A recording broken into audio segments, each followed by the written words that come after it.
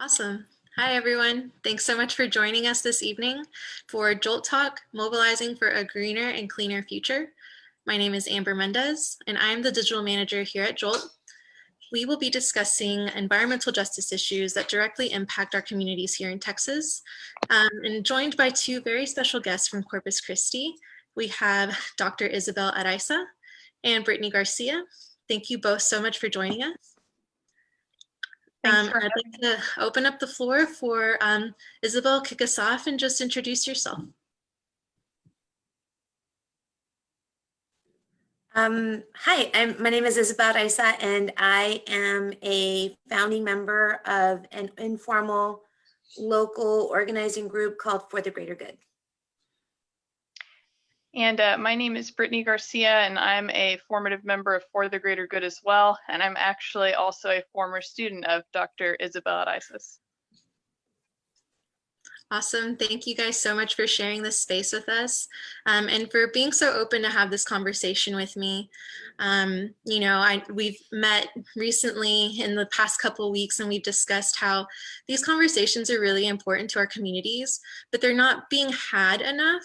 So I want to open up the discussion more about how you actually got into your advocacy work in environmental justice. More specifically, what inspired you to participate in your communities, as well as how climate change is a social and an environmental justice issue. Okay, I guess I'll start first. So how did I get started? Really, I went away to graduate school, and I was super lucky to be able to come back home. And my entry into environmental justice work has really just been driven by events that have happened locally, where we were having multiple water crises in the community, and we had a water ban following.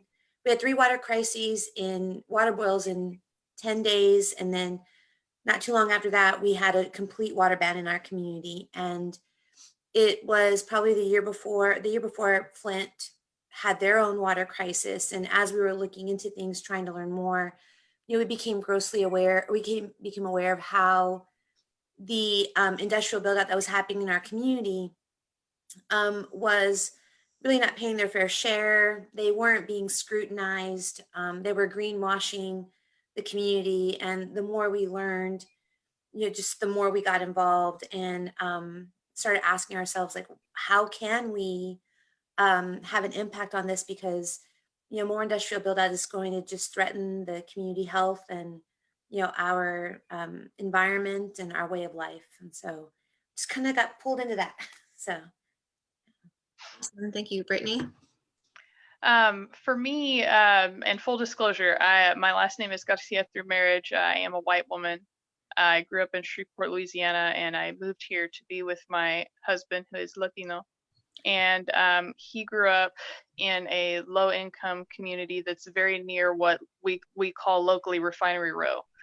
And the types of housing, the types of recreational areas, the types of schools, and the resources that they have are dramatically different on certain sides of town, particularly Black and brown sides of town. And learning more about his experience here and sort of what he and so many families like his have gone through, just in terms of health, in terms of trying to work in these industries, and how brutal it can be, not knowing if you're going to have a check with these turnarounds and layoffs, and then people getting diagnosed with cancer, schools being underfunded because they're not paying their fair share, and how those school experiences impact him across his life, and the other students in his class. Just seeing sort of the injustice of it all, and how it, you don't see this happening to affluent white communities. It just really spurred me to want to do something about it. And as an undergrad at A&M Corpus Christi, I met Dr. Araiza through her sociology courses, and actually switched my major to sociology because I just couldn't get enough of her. And she gave me a language to express the feelings that I had from everything that I was seeing. She gave me tools to understand it on a more systemic and broader level. And ever since, I think I've just wanted to do everything I can to draw attention to what's going on and to try and change it so that it doesn't have to be that way for future generations. I have a 5-year-old son. You know, we'd like to stay in the community. My husband's born and raised here. My son's born here. And we love Corpus Christi, and we want to protect our home from basically being pillaged and destroyed. You know, we're fortunate enough to have the resources that should worst come to worst, we can leave, but we know for so many people in the community that's not an option, and they can't just leave when the going gets tough. And so we want to fight for our community and preserve it for years to come. That's really great. And I like how you touched on so many issues that intersect with each other, you know, environmental racism, the lack of education also that comes with really knowing what those petrochemical companies are doing to our communities. And I think that's it's honestly what its intention is, you know, to kind of keep those voices silenced. And that's why it's so important. And really, I'm thankful that you guys are opening up the door to have this discussion with me. And I want to actually dive into more specifically Corpus Christi. A lot of people like myself who are not from there probably don't know what's going on directly in those communities there. You know, located specifically in Wessex County, I think it's roughly about 350,000 population. So can you provide me with environmental issues that are happening specifically there? So I can go ahead and I can show you, I can show or share with you some visual representations of what's going on in the community. And Great. let me get to that place because I think it's an important thing for us to take a look at. And it provides a broader context. So we'll start with actually this slide. And, you know, Corpus Christi is located kind of midway between the southernmost point of Texas and then Houston. And Houston already has its own industrial build out, or the Houston area has an industrial build out, and they're really pretty much maxed out in terms of their environmental quality and the limits in terms of pollution that can be emitted. Now, Corpus has had a refinery row, as Brittany had mentioned earlier, but because of fracking and because of some rule changes that allow for oil and gas industries to sell their petrochemical, you know, resources, materials on the global market, what we've actually seen is a concentration of exports of liquid natural gas from our area. So Corpus's port has been really very active. And one of the things that's important about the area that we're in is that if you look kind of north and west to us, it's really rural. And so we had this refinery row. And when the refinery was expanding in the 1940s and 1950s, basically the area that had been zoned for white people was rezoned for Black people. And really the broader community, the white community, didn't care what happened to the Black community because, you know, racism. And now what we're actually seeing is basically, rather than just having a refinery row, we're going to have a refinery region. And the communities in the area are all going to be fence line communities because there's there are parties that are interested in building petrochemical plants in our area, partially because we're brown, because historically that's where industry sets up. But also too, we've got the rurality, we have the space, and it's a community that has historically not been very aggressive and environmentally oriented. And so you can see that there's a whole bunch of interest, you know, across the state that are going to be tied to what happens in our community. And so as there's been more attention to industrial build out, Exxon wants to build the world's largest single-use plastics plant in our area. And they need an enormous amount of water. The regional economic development groups are very tight-lipped about who's interested in coming to our area. So as communities, we can't even plan for water resources and those kinds of things, what's going to happen, because we don't know who wants to come here. We just know the people who want to come here want our natural resources. And so recently, the city of Corpus Christi has looked into building desalination plants with the intent of providing water for industrial use. And they look at it as a limitless water supply for industrial expansion. And there are people in our community, but also in Nueces, in San Patricio County, and Port Aransas, Aransas County, who have been mobilizing and organizing and trying to coordinate efforts to stop this, because one, desalination is energy intensive. They want to locate it in our bay, which is a relatively closed system. And so we're looking at the potential of destroying our bay, having to use a whole bunch of energy to operate the plants. And then with that water supply, inviting even more industry to come into our area. And so, if you look at the fence line communities and other areas that have industrial build out, they have higher cancer rates. They have higher asthma rates, birth defects, higher rates of learning disabilities. The median averages income levels are pretty low. And so typically the stuff gets sold as economic development, but it really isn't. We're just collateral for short-term business gains is the way that we see it. And it has long-term consequences in terms of what Brittany was saying about our quality of life and our quality of environment. So I don't know, does that answer your question?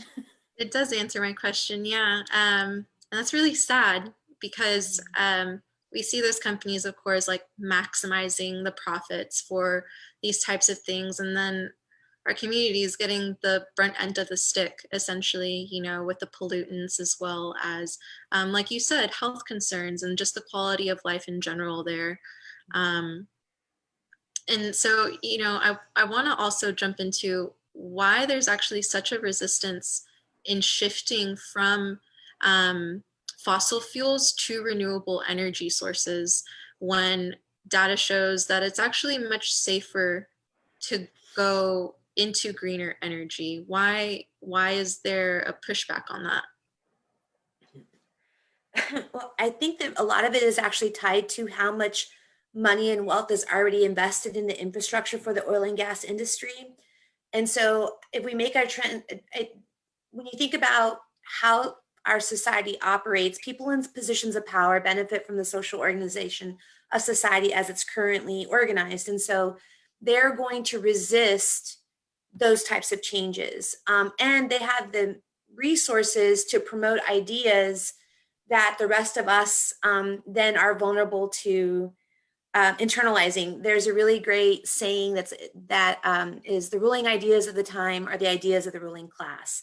And they've got this extra, right? They've got the time, they've got the energy, they can hire people to basically sell us on the idea that we need this. And when people are too busy living their lives and trying to have some degree of economic stability and don't have access to media, news sources that will ask critical questions, then we're vulnerable to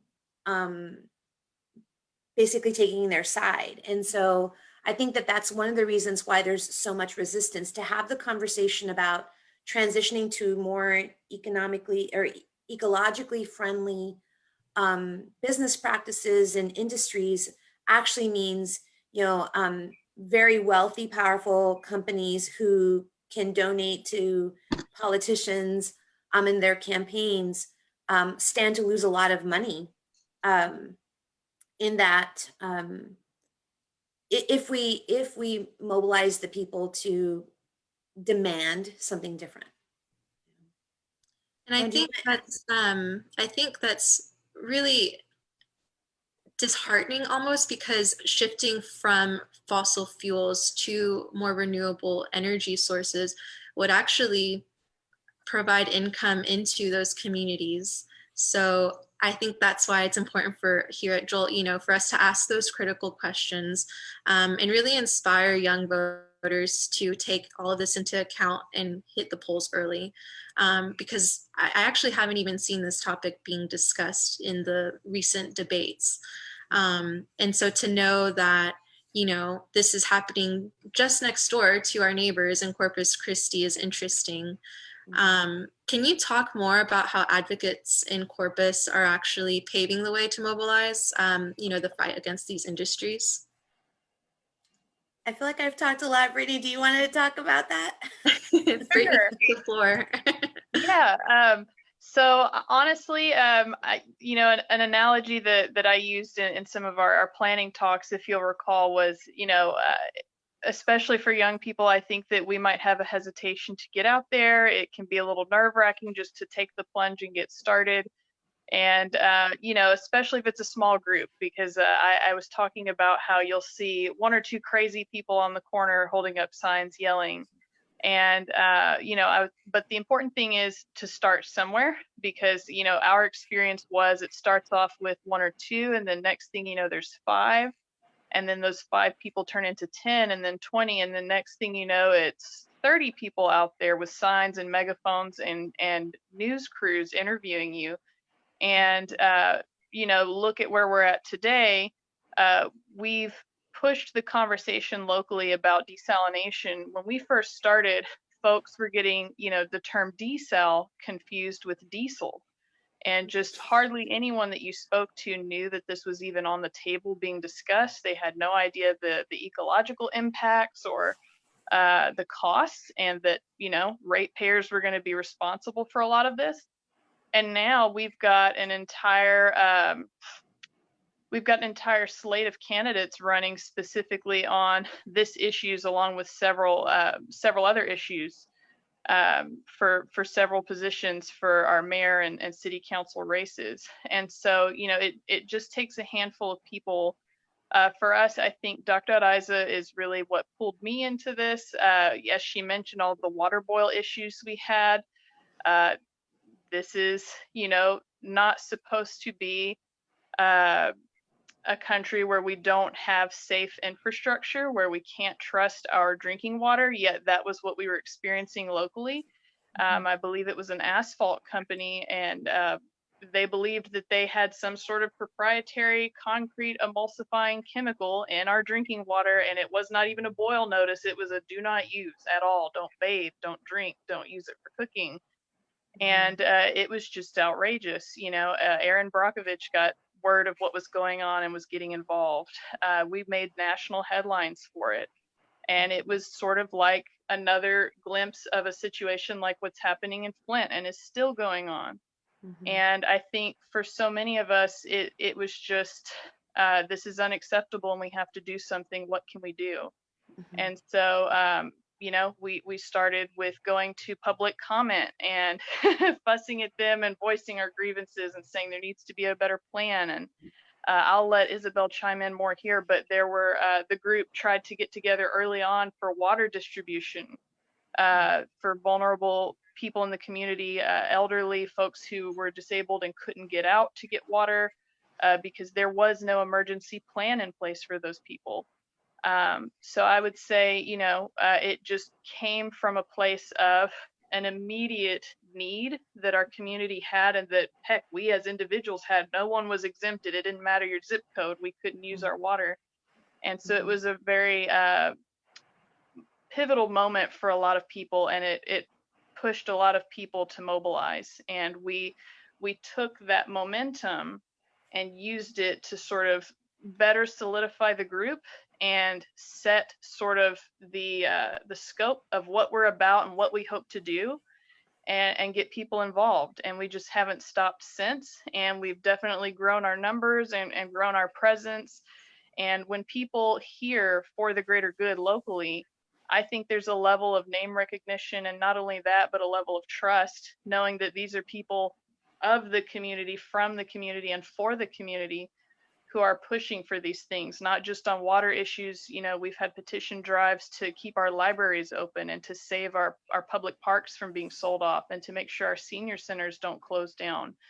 And so it's something where anyone, I feel, can get involved. If you see that you have a need locally, look for groups that are doing it. And if no one's doing it, be the first. Don't be afraid to get out there and be that first crazy person on the side of the road. Others will join you. You're not alone. Right. And it is totally worth it. And as you mentioned, Ambar, it's voting is so important, and not just, you know, at the national level, these local races, right? This desal issue, our council representatives and mayor are making so many of these decisions. And if we don't elect people who are going to listen to their constituents, listen to the public, then we have no voice. And so it's so important to be educated about what's going on locally in your hometown and get involved and vote. Yeah. And I think that there's like this challenge for us because of the way that we're socialized. I think that a lot of times what happens is that people forget that change is a process, and people want to think of change as an event. Like this, like, you know, there was this decision and now there's no more, you know, segregation, or here's this decision and now people can get married. And the reality is that any kind of progress takes coordinated, collective, concerted, consistent effort. And we can't stop pushing. And so, you know, like Britt had said initially, you know, when after the third water ban, and we had a water ban that was, I think at one point 22 days long. So this is boiling our water, not having a plan for people. And we were there was like this emergency meeting in the middle of the day, and people were mad. And so the whole city council space was filled. This was 2016. And it was in the middle of the day. So my kids were at school and I said, I'm going to go. And I went to the meeting, and there were people who were talking about the issue from a community orientation, not just how inconvenient it was for me, but how inconvenient it was for, and how, you know, this is bad for, you know, the homeless, the elderly, schools. And so the people who were kind of talking like that, we shared numbers and our phone numbers, and we said, okay, let's get together and let's try to, you know, let's have a conversation about what we can do, maybe organize. And it was really great. I think there were maybe 6 or 8 of us at the very beginning. And you know, people come and go, and we kind of had this philosophy around, you do when you can, what you can, when you can, how you can. And that's great. You know, we'd rather have that than not have anything. And so we started really pretty small, you know, public comment meetings, and initially people ignored us. Then they complained that we were always complaining, and then why don't you offer solutions? And, you know, and we just got more and more creative, and we learned as we went. I think that's the other thing, is that people think, well, I don't know what's going on. Well, a lot of us didn't either. It took a lot of engagement to then be able to say, oh, I know where District 4 is. I know what the water region is. But you know, I think there's this assumption around, you have to be an expert and you have to be super knowledgeable, rather than thinking about the fact that you learn as you go and share what you know. You know, so that's been kind of our strategy. Get the word out. When we have an idea, we'll do a call to action, and we try to encourage people even to do small short-term things. Send an email, do a public comment, take a picture. We've done a shame campaign. We go all kinds of stuff. Our last really big effort was, you know, the city council wasn't listening to our concerns around desalination, and we decided, like, how can we force them to pay attention to this issue from the people's perspective, not just industry's interests. And so just having conversations with each other, we came up with, let's do a campaign. And then it was like, yeah, a campaign to get the word out. And we're like, no, like a real campaign. And so it just kind of spiraled, and we wound up getting support from people and organizations. And Brittany did a lot of the legwork around the language about, we want to do a charter amendment to constrain the city. Like, we're going to propose this. And we even had like made up petitions. What does a petition look like? Let's copy it and write down what we want. And so, it just, even just a few of us, like, I want to say when we were trying to stop the libraries from closing, it started with 3 people. And at some instances, we had 18 people show up at a city council meeting to do their 3 minutes. When it came with a desal and the desal permit, I think there were about 22 people that showed up.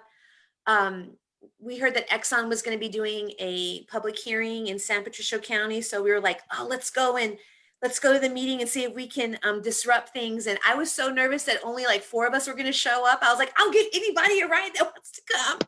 And there wound up being maybe like 26 or 27 of us. And then another wave of people came as we left. And so, Dolores Huerta said, you only, and I'm paraphrasing her, but something to the effect of, we really only fail when we stop trying. And so I try to keep a hold of that as we're working on things. And so like the desal campaign, we needed to get around 7,000, a little over 7,000 signatures, right, Britt?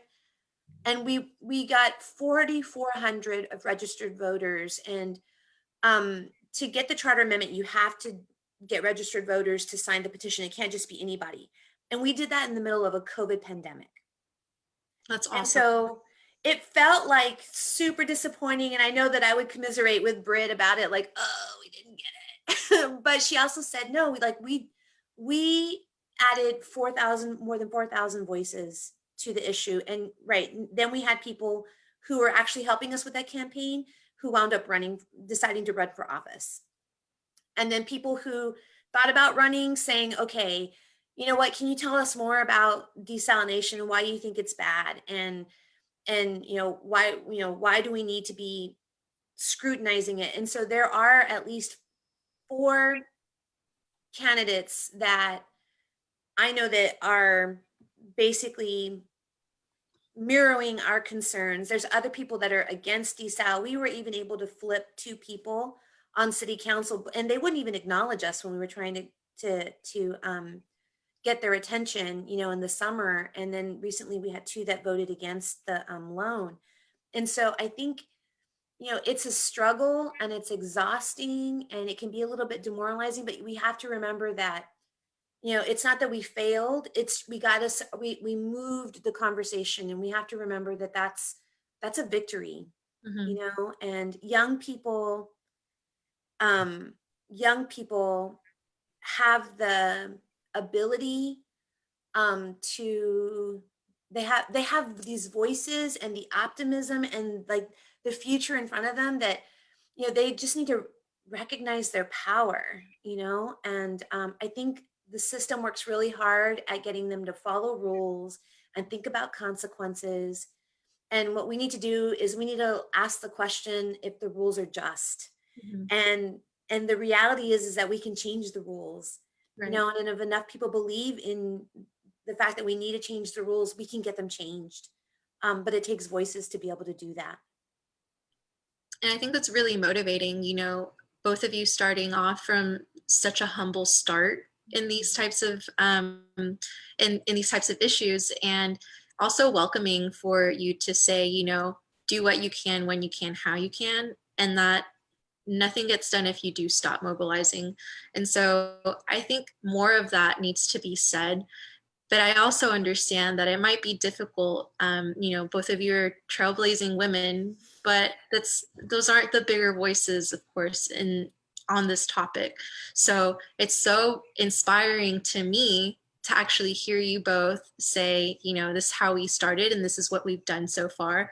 And even though you mentioned, not hitting your goal, I said that's awesome because that's awesome. I mean, we're living through a pandemic and we're witnessing climate change all around us. And so to still hit 4,000 plus signatures, I commend you for that. That's badass. So awesome job with that. And, I know that you mentioned voting and, emailing the right representatives to ask those questions and bring up these issues, but what is something more that the youth can do, or even just anyone in general who's watching this tonight and feels inspired to do something else? Mhm. So I'm gonna let Isabel, because she taught me about that. There it takes so many touches. How many is it, Isabel, to make a connection with someone? 7. Right, Yes. it's 7 touches. So going back to what she was saying about it's not going to be a flip the switch change. Getting out in your community, meeting your neighbors, meeting folks in your neighborhood, going to public spaces like libraries, petitions have been a huge way that we've accomplished a lot of our goals as a group. And you have to be willing to get out there and collect those signatures and have those conversations. And it can be a little uncomfortable. I'm a bit of an introvert, but it's like, you know what? Dang it, this is worth it. I'm going to get out of my comfort zone and go chat with people. And guess what? You know, no one threw rocks at me. Everyone was pretty decent. And what's even more exciting, and it makes you feel more empowered, is when you get out there and you get so much support from the community. They're like, I'm so thankful y'all are doing this. How can I help? You know, and this matters to me too. Like that is just the best feeling in the world. And you know, it's there's multiple ways that you can get involved. And I'll let Dr. Araiza talk about others as well. We've also adopted a park. You know, when they talk about what are your solutions, we're like, okay, like we'll start taking over some of these spaces and putting our stamp on it. So you know, Melissa Zamora, a group member of ours, took charge and put in the application for us to adopt a park here locally, and we've started planting some trees. We want it to be like a food garden so that there will be fruit trees and other food-bearing plants for the community, instead of, you know, having these places where there is no place to safely, you know, have recreation time, or you know, you're in a food desert. And so we're just taking on issue by issue and trying to make our community a better place. And I think that when you do things from a genuine place of concern for where you live and out of love for the people of your community and the home that you share, that your reputation precedes you. And so at a certain point in time, you cannot be slandered. You know, the media candidates running, they can try to slander you, and we're coming in into those waters.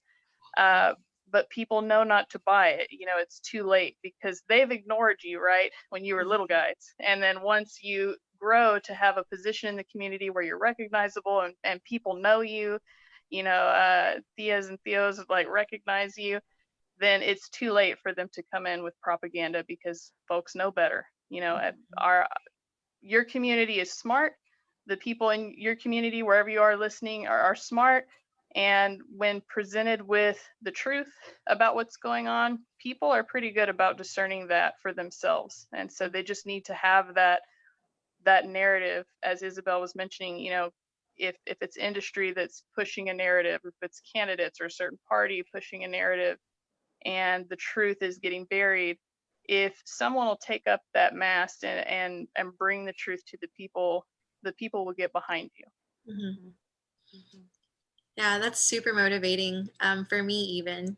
You know, I think even as a young woman, I'm still a young woman. I think even when I was in middle school or even high school, I think it would have been really important to have someone have these discussions with me. We don't really see, like I said, a lot of defining loud women voices speak on these issues. And so I wanted to ask, you know, what are some motivating words that you would give another young woman to actually get involved into environmental justice? I'll give it to Isabel. I should probably do that more. Isabel, we're picking on you. I don't, you know, just trying has an impact. And I have this poem that it's actually on my it's on my home screen on my computer, and it's by Gloria Anzalua, and it's called "Don't Give In, Chicanita." And it's about remembering, you know, who we are and where we come from, and that we are resilient, and we're far more powerful than we recognize. But the reality is that those in power know how powerful we can be.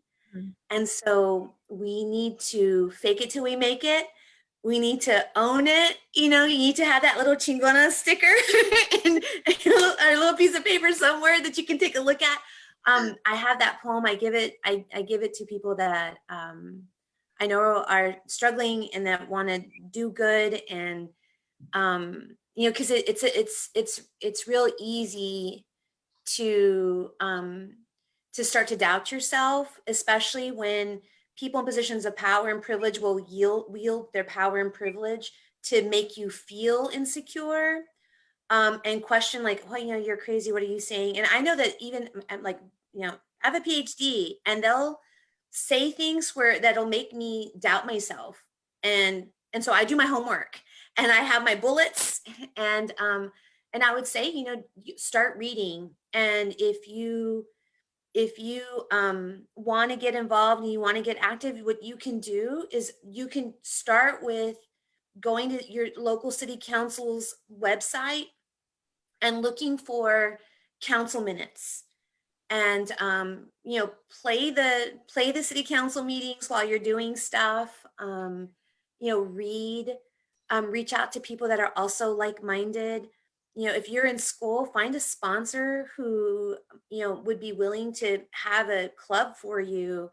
And then you can invite people onto your campus. That's one of the challenges with younger people, is that they don't, because, you know, schools are closed, there need to be organizations that are willing to invite people in, and so they can be screened. But there's definitely ways that people can get connected. We have For the Greater Good group on Facebook, where we collect information and we share it and we try to keep it local. And I think the important thing is to try to stay local, personally, for me, because I feel like that's the area where we can have the most impact. You can run into your mayor, you can run into your council member, you know, you can, I know I've like walked on the, you know, bay, and I know Todd Hunter runs at 7 o'clock in the morning over there. And, you know, and I know where the mayor goes to church, and not that I would actually, I have not yet gone there, but you know, there locally, your leadership has to face you, right? And so it's really hard to be ignored. You don't need to be 18 years old to be able to go to city comment and give comments. You can do it during breaks. You can do it on the summer. You can write emails. You can mobilize. We've had even students. We did a petition to address library closures. Something else happened with libraries in another community, but in Corpus, and the kids wound up doing their own petition, and it had an impact on city council. And so you have so much power, you know, and we need to own it. Read some poetry by some by women. And you know, I think like reading is really, it is a radical act. It is dangerous. It transcends time and space.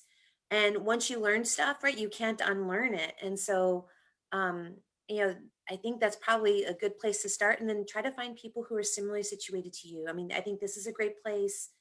You know, doing those Google searches for those groups is important. I'll share that poem with you too, because it's so great. You can put it on um, your link. That would be great, honestly. And it's so true, you know, nothing good comes easy. And although we face a whole bunch of disparities from these fossil fuel industries, you know, mobilizing and doing all of that is going to be so worth it in the end. And so definitely literature is radical, and just starting off with something as simple as that and opening a book or even doing a Google search makes a whole lot of a difference. So beautiful message. Thank you so much for that. And I want to thank you both for, you know, sharing this evening with me. I did want to also thank the viewers as well, and also to remind you all, get out and vote early. Just a reminder that early voting does end October 30th. And election day is November 3rd. So elections are happening now. Get out there, practice your civic duty, and take all of this into consideration when you hit the polls. You know, you're not just voting for the next president, you're voting for your future, and you're voting for the community and the quality of life that we continue to strive for. Also, you know, we want to have cleaner water, cleaner air.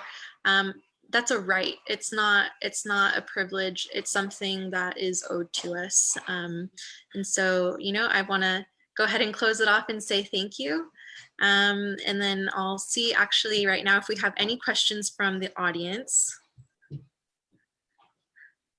And it doesn't seem like I have any from them right now.